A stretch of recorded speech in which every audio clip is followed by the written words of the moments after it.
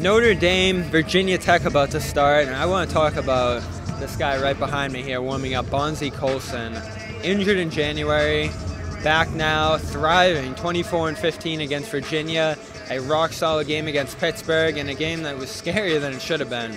That recap we did yesterday, so we'll forget that one for now. Colson is phenomenal. Certainly a first-round pick going into this year, and his draft stock, it's up in the air at this point. How well he continues to thrive after that foot injury, how far they can drive in this tournament, the NCAA tournament, if they make it, all those things are really going to influence where he lands in the NBA draft. But I would just say this, from watching him yesterday, this guy is ready for the big league. He can dribble around the perimeter. He doesn't quite have the smoothest three-point shot, but he can hit them.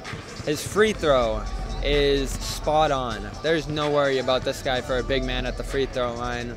There he is, warming up from the elbow. And of course, he's going to get his inside. Hate to make the comparison, but this guy's got a little Horford in him. Just a smart player who can get his own in isolation, dribble on his own, even for a big man. Rebounds very well. Way better than Horford probably did coming out of college, even though Horford did have some big rebounding totals. You know, I'm always making Celtics comparisons, and Horford's going to be a tough act to follow. But this guy scores better than Horford has. He's got a similarly rounded out game.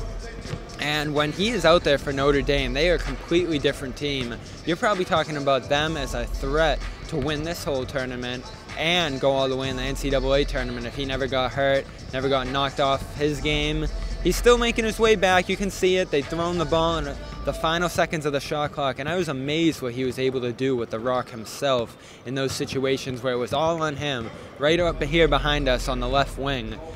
He had to make something of it, and every single time he would sidestep, dribble, step into a shot with 1 second, 2 seconds left on that shot clock, and he would come awfully close to drilling it. He never did, but he looked smooth out there. The results weren't amazing as they were against Virginia, but they won, and he was a big part of it.